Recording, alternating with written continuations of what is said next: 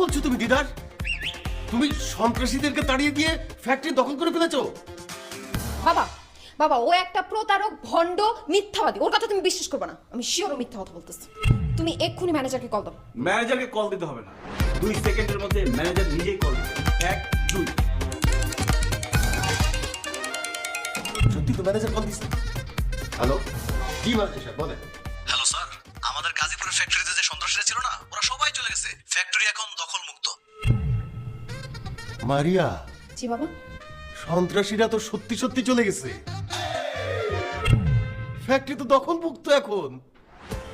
দিদার, দিদার তুমি সত্যি করে বলো তো, তুমি ওখানে কি করেছো যে তোমাকে দেখে সন্ত্রাসীরা পালিয়ে গেল?